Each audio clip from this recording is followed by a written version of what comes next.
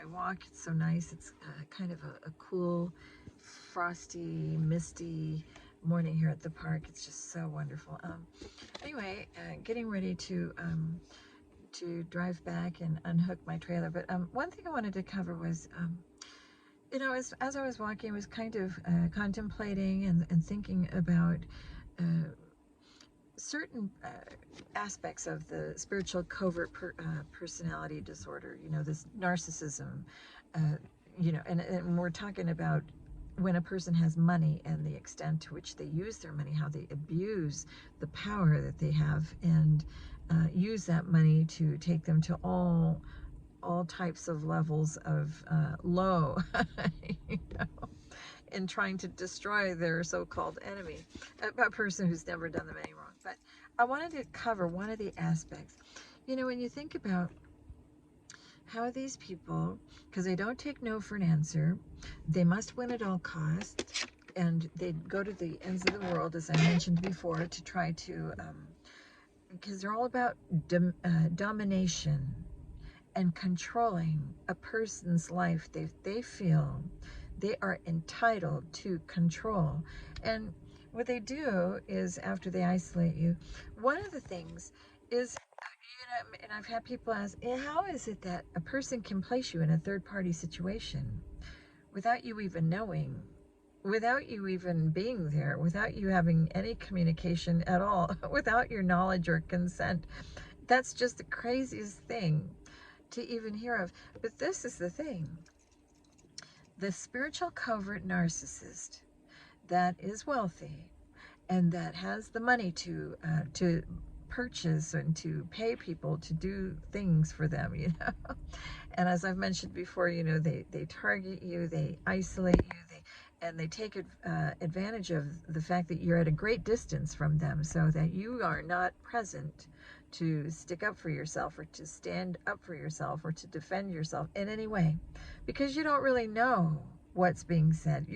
You're out here in Timbuktu, where you live, minding your own business and living your life and doing you. Okay, but the person this narcissistic person, this couple that has so much deeply embedded wounds that have never been healed, that are just bent on destroying the life of another, just because they want that control, that power, that dominion over a person's life. They want to live that person's life. They want to be that person. You see, this is part of the psyche that goes on behind the scenes that you never hear about. But it's important to touch on this because it has impacted many lives. Many people are narcissistic in our country. And unfortunately, there's many that are elitists, that are people in position of power and authority in high places, that are ruling and making decisions that govern our lives. And we need to address this because it's gotten kind of out of hand, which is evident to anybody who can see what's going on. But so how do they put you or place you in a third party situation? What does that mean exactly?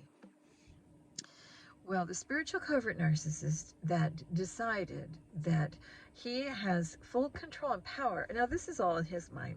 He doesn't at all. Nobody has control or power over my life at all but me, you know, and I work for God, you know, so that's it. But to the Luciferian who believes that they are the power, because they are Luciferians, and you know that's what they teach in their distorted, you know, delusional state of mind, is that they believe that they are above the law and that they have full power and control over anything that they say, because they use all the witchcraft and the magician, you know, wizardry and the sorcery and the spell work and the black magic and the voodoo, and you know, they have all of that stuff down pat, because that's what they study, that's what they have rituals, and that's what they do. They worship the devil. Okay, these are devil worshippers. A cult. This is a cult. All right, and this is a cult leader, you know, and so they feel that they have power and control and the money to say what goes. And so They pervert justice right and left by paying people off to do things for them. But how do they place you against your knowledge, against your will? Because sadly, in our state of, in the condition of mankind, and even in the Christian community, you know, we have been imbued with power from on high. You know, if we are truly regenerated into the body of Christ, you know, that's one of the things that we dwell in Jerusalem until we are imbued with power from on high. You know, and these gifts are spiritual gifts that God gives us for the betterment of mankind, for the improvement of the planet, and raising the vibration so that people are operating out of their higher self, out of love, out of, you know, walking with mercy and compassion, and being, you know, helpful, and loving our neighbor as ourselves. You know, it's all out of unconditional love. But these people operating out of their lower self, their ego, their devil energy, they try to manipulate, and they work all the time. These Masons, they're always working on, and they have the technology and the know-how through the sorcery, through all that hocus pocus, how to manipulate, manifest consent among the masses through the manipulation of the energy. And they do this through tremendous amount of rituals, blood rituals, sex magic. They try to get people to behave in a way that is against their will. And these people find pleasure in that. They they celebrate, they have parties. They go to town and they live it up and party. And, you know, when they feel that they have hit a milestone, when they feel that they have succeeded in manipulating a person's life and getting them to behave in a certain way that is against their will. And many times they do this on innocent victims, and they use sex magic on them to try to persuade them to go along with things that they would not ever normally go along with at all. That's the perversion of justice, and that's where these people are coming from. Their perversion. You know, they're very perverted people. Many of these are pedophiles, and they do that to children and stuff like that. But I want to tell you how they feel that they can get you into a third-party situation is they lie. Okay, these are chronic liars. Now, number one, you're not there to have any say-so, because you don't, you know, you're not present. You live far away, and you're living your life and doing your business and your job and all that. These people take that advantage of that fact, and they spread lies. They have a smear campaign. So they assemble it, they manufacture it, they fabricate it, they organize it, and they hire people to spread it wide and far. And they continue. It's a consistency. It is a regular, on a consistent basis. They will have your name in their mouth, smearing and lying.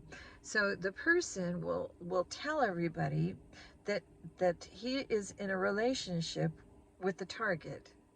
So he has people thinking that the target is in agreement with this lifestyle, that the target is in total agreement with being a third party, that it's okay, that they are cool with that arrangement, you know. Meanwhile, this narcissist is married. He's a married man, and he lives a double life. He's a bigamist and a polygamist. He's got an open marriage, and the wife that he has is of a low toxic vibration as well, who is also needy and codependent. And because the two of them have these wounds that never get healed, they go about, you know, hurting people and stealing their sacral energy, siphoning it off of unsuspecting individuals that don't know any better, that don't know how to protect their sacral energy, and you know, so they get away with it to a large degree. They're siphoning and harvesting the sacral energy, the creativity, the energy off of light ones, and they use that energy to amass tremendous wealth amongst themselves, and so that they begin to live your life. And while you are depleted and barely scraping by, you know, and they steal your birthright, That's how they get into your assets, your trust funds, they take out life insurance, they do all of that stuff. But they place you in a third party, and they tell everyone. And in some cases, they will fabricate evidence to make it look like you are in a third party, that you are attached to them. They will take pictures off of your Facebook. They'll manipulate it. They will manufacture, fabricate it however they do. They hire people to do this for them. That's why I say, and I'll continue to say, that the spiritual covert narcissist who has money poses a tremendous threat to innocent, hardworking Americans everywhere, because these people have been getting away with amassing tremendous wealth and stealing the life force, the spiritual gifts, the talents and the skills and the creative endeavors and the intellectual property and business ideas of others. They harvest it and siphon it and steal it and take it without your knowledge or consent, and they use it to create those businesses elsewhere to reap the benefits. They'll take out life insurance policies on you. They will cash out on those. They will take out business loans under your name somewhere else where you don't even know. These toxic people. So what I want to tell you is, then you wonder, well, how is it that we can fight back? How can we take our power back? How can we take our lives back? Because these people have done so much damage worldwide. This is a worldwide thing. That's how the elites stay in power. And it's through, they do everything in secret. It's through rituals, it's through blood magic, it's through sex magic, it's through the manipulation and evil projections while people are sleeping. They do this, they get together, and they do these spells, these hexes, these curses, so, like in my case, this individual has tried to block me, and even block love from entering my life. They take complete pleasure in knowing that they've hacked all your shit, and they have access to all your emails, your phone messages, they've cloned your phone and all that stuff. They do it, and they get away with it because these Masons are everywhere. So they all cover for one another. Everybody gets paid. That's why it's so important to have faith in the Most High God, who fights all my battles. Oh my gosh, I have a spiritual team in heaven that fights all of my battles. Because if you are just here on this 3D planet with no hope, if you don't believe in the Most High God, if you don't have any other help other than yourself, you're just toast. These people will just take it. Now, here's the thing they don't want you to know. There are many more of us than there are of them. That's why it's important to know what the Bible says. It's important to know the Word of God and really know who you are and what you believe. Because if you don't, you're open game to these people to fuck up your life and rob you blind. That's why Jesus said, watch, or you will not know what hour the thief breaks in and steals. So these people, they amass tremendous wealth, and they stay in power. And because they have access to all of your stuff, they fabricate, they manipulate, they forge documents. They make it look, they know how to scapegoat people. You know how many innocent people are sitting in prison right now due to the lies that people like this have spun. They put people in prison and get rid of them. They either unalive them or get rid of them. And then they steal all of their wealth, all of their inheritance, their birthrights, their blessings, their God-given blessings, because certainly there are blessings the Lord has for his people. But these people steal all that, and then they go off and create your life. They live your life in another part of the world, wherever. They're very toxic. But this is how you take your power back. You claim what is rightfully yours, because this is, you have to live the reality that is yours by divine right. Nobody has the power to take or steal what is yours. You call them out on it. These people are counting that you don't know your divine right. They try to minimize your power and your spiritual gifts. Now, the book of Genesis talks about how you know, before the fall of mankind, you know, before Eve took a bite of that apple, you know, and listened to that serpent, that snake, which, you know, they're very much alive. You know, we have to learn to put all creeping things, all creeping, deceitful things, all rats, snakes, thieves, you know, deceitful liars, manipulators, under our feet. We have dominion over every deceitful, creeping thing. You've got to remember that. You know your place and take your full power back. Call your power and your energy back from anybody who's ever siphoned or taken or stolen or harvested without your knowledge or consent. Call it back every day and every night and shut them out of your energy.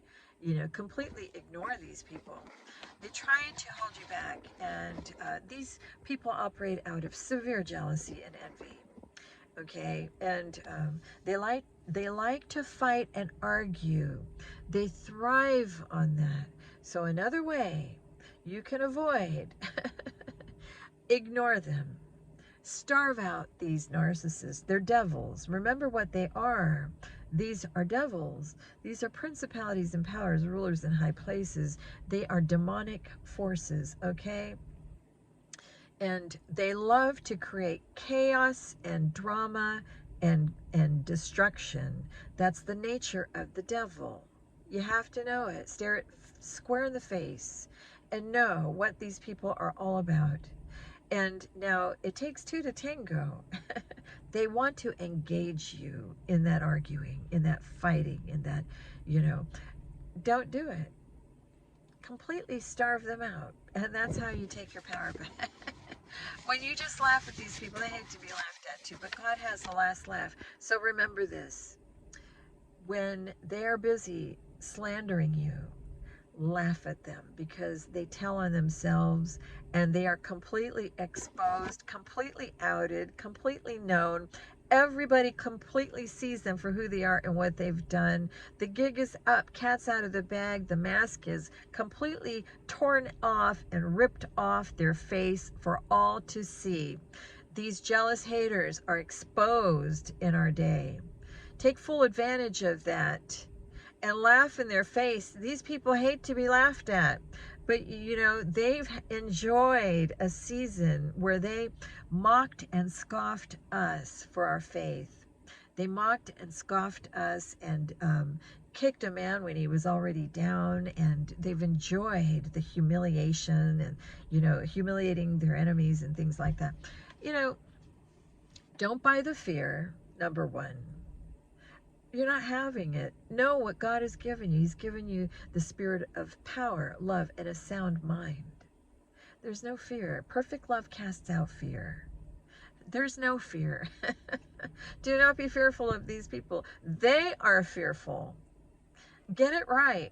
They are fearful, because the gig is up and the devil knows that he has but a short time. So don't buy into their fear ever. Now, the Matrix wants you to be glued to all the fearful spin that they put out there for consumption. Don't have it. You know, if you watch a movie, you know, and there's a fearful, don't buy into it, you know, and just shatter all their illusions. Don't buy their lies, their deceptions. Don't play that game, because they want to engage you all the time. People are ridiculous. And they're so very, very low. But they try to hold you back because they're jealous. They try to, because they want you in that third party concubine kind of a situation. And that will never, ever, ever, for a true believer, are you kidding? Now, I'm just going to tell you, a strong, independent woman, somebody who's not codependent, because I love being single. You know, I've already been married twice. I'm good. You know, I've already procreated. I had my children and I'm good.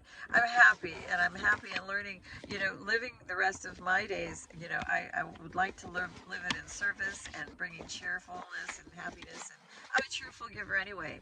But, you know, the Matrix, of course, they are run by narcissists. That's why I take the time to expose the situation, because this condition, this personality disorder is so rampant in our time. But the country is run by the same type of people. These Masons are everywhere. And it is all about dominion and power and control and money. They'll do anything for it. Remember that. So you have to shatter their illusions and not allow them to get the best of you. They do not want us to step into our divine spiritual gifts. We have them. And the problem is, even though there's more of us than there are of them, the problem is that many of us are not awakened. We are not awakened, but the truth sets people free. And that is my mission, is to share the truth, share the light of truth for people so that they can wake up, because they who are forcing that matrix upon all of us, continue to create blockages and distractions and disturbances and disruptions. And they don't want you to ever realize your full potential, because the devil knows that we have true power in Christ. Love is the strongest force on the planet. It shatters all illusions. It can do so much. And so your task, and the task of every true believer, is to stay focused and on point, and to stay on track with the mission, which is to raise the vibration of this planet, raise the awareness of everybody who belongs to Christ, because operating out of our higher self, our Christ consciousness, that's unconditional love. That is the power of love and forgiveness. It starts with forgiving ourselves and loving ourselves, and then loving others and forgiving and releasing.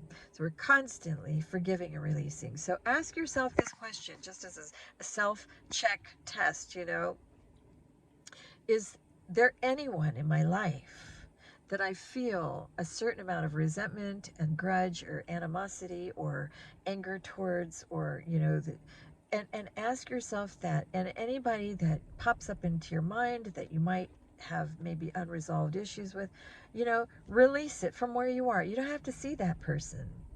Release it from where you are. First, acknowledge it, and speak to that person, like, right while you're there. I accept and acknowledge you hurt me, you did this to me, and I accept it fully for what it was. I realize how it made me feel. I am over it now. I forgive you, and I forgive me, because then I'm setting myself free from that bondage, from the thing that might hold me back in some way. So bring balance to your spiritual walk by forgiving yourself, forgiving those who you have not forgiven yet, because remember, ascending has everything to do with your heart being as light as a feather. So that's another way of telling. Is your heart burdened? Is your heart light as a feather? Release. So you forgive them, you forgive yourself, and you release. You let it go. Give it to God. I release it all now, Lord. I'm glad and grateful for the lessons that I have learned. I have let it go, and I am moving forward. I'm thankful. Thank the Lord. Always be grateful for the lessons that you have learned.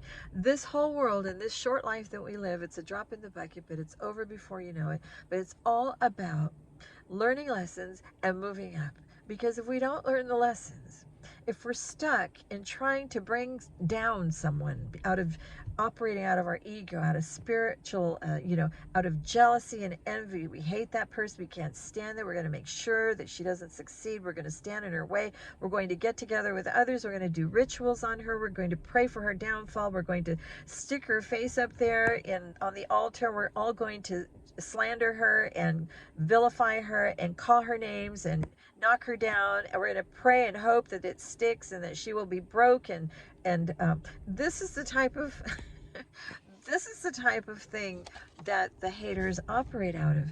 But what they don't realize, what they fail to understand, and this is why you have to forgive them, because they know not what they do. It is so true. These people, it is like in the scene, a scene out of the movie Carrie. Remember when that big bucket at the end with blood just comes on her? Well, instead of that bucket of blood, imagine it to be like a bucket of every kind of shit you can imagine. Cow shit, horse shit, dog shit. I mean, just think of how that, and it just comes upon that person. What a mess. But that is how it is. It is a universal law. Now, people that are awakened and enlightened, people that have this understanding and have unconditional love abiding in them, we understand this. We never wish harm or ill will towards anyone. We will defend ourselves spiritually if we're being attacked. It all returns to the sender, but we certainly would never wish harm or ill will on anyone. We always encourage people to be the best versions of themselves. We always love our neighbors as ourselves. We always wish for the higher good, for people to do well and prosper and be abundant, because what a happy place the world would be, right? If we all lived that way. But all you have to do is look around and see the condition of mankind today.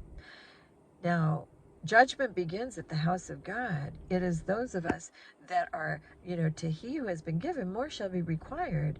It is our duty and our mission in life to help to raise the vibration of the planet. And we do it through speaking to our neighbor out of love, out of unconditional love. We wish for everybody to do well and be the best. And, that doesn't mean we're not going to have struggles in life or whatever, but, stay on the course and walk the narrow path, and continue to forge ahead no matter what befalls you, no matter what they're throwing at you. I mean, I see myself walking on a narrow path and people throwing shit at me and but it's all repelled. It all gets sent right back to them. So connect to your higher self to see things from a higher perspective. If you can do that, and everything in life that happens to us is for a reason. If we can just wrap our heads around that, that things happen for us and not to us.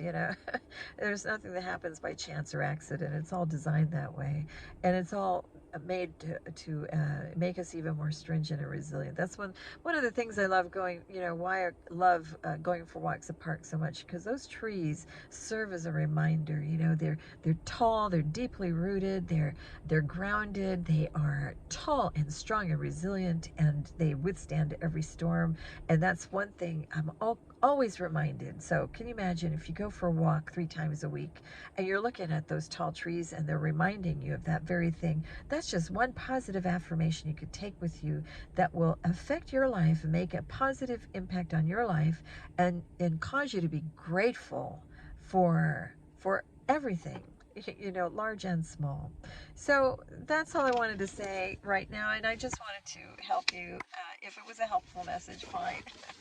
But I know I sound like a broken record. You could click off. Everybody has a choice.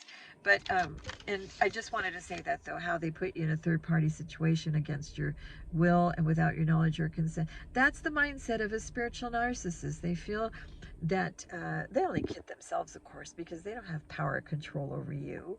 Nobody has power control over my life. I'm alone because I choose to be alone. But they try blocking. Can you imagine? They call your phone and they block messages. Say, for instance, I would want to, go out and meet someone nice, and somebody would like to contact me and say hello. I was thinking about maybe getting together. These people block those messages from coming through. They also intercept your mail, so you don't receive your mail. They don't want you to know if you get a nice opportunity, a career opportunity maybe, they block that. That's what these people have done to me for years. So, but they're going to be held accountable, because that's just universal law. They've already been judged in the spiritual court. Now, as above, so below, right? So that's how it goes. But I just hope everybody has a great day. Make it a good one. Peace out, everybody. Bye.